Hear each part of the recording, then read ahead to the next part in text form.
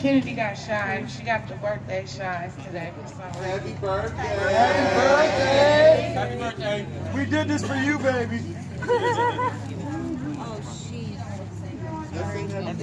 Well, she was gonna say, Governor Snyder, fix what you broke. Right on. But she went and marched down in Lansing today, and she chanted with us. But I guess she's shutting down now. It's okay.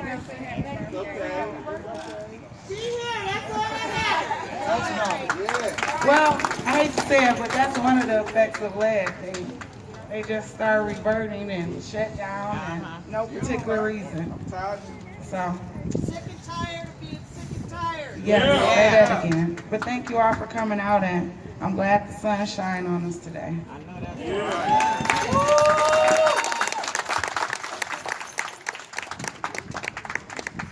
Hey, at the count of 3, everyone say happy birthday, Kennedy. 1, 2, 3. Happy birthday, Kennedy. Thank you. When I say Flint lives, you say matter. Flint lives. Flint lives. When I say Flint lives, you say matter. Flint lives. Flint lives. Okay, now we will open up the mic to the community for anyone that would like to come up and give a testimony. However, I do ask that you remain respectful in your words. Thank you.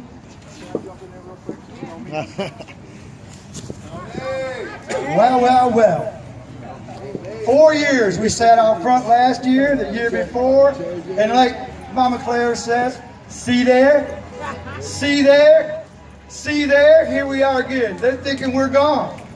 We ain't going nowhere. We got a job to do. The Civil Rights Commission said we are poster children. Here's your poster, folks. We ain't running, we ain't hiding. We're gonna survive this situation. Like I said, I don't know how much longer. This ain't a me thing, it's a we thing. So if I ain't here, don't mean you can't do what you gotta do. I see art, I see a lot of people that have been fighting this fight that nobody gets credit. You think we're all fighting each other? No, we may not always agree, but we're here today. So take a look. Tomorrow we might not be. So what you've got, stay strong with it. Love you, Flint.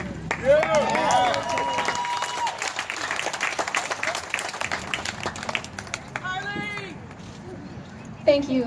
My name is Carly Hammond, and I am not a resident of Flint. I've lived in Michigan my entire life, and when I started hearing about what was happening here, it hurt me because these are human beings we're talking about. And so I decided to start showing up in Flint, start showing up to meetings, start showing up and asking people face to face what was going on here. And I found out that it was 100 times worse than what I was actually hearing about through the TV screens and reading on my computer. And there is some pain here that you cannot feel just by reading about it or watching it through a screen or through a phone. There is something here that was broken. And it was broken by somebody. It was broken by the state. And they refused to admit that they did it. They refused to fix it. And something here that people don't realize is that after the poisoning, there was not a single moment where the state really came out and said, we're sorry. We admit responsibility. They never did that. They're still fighting.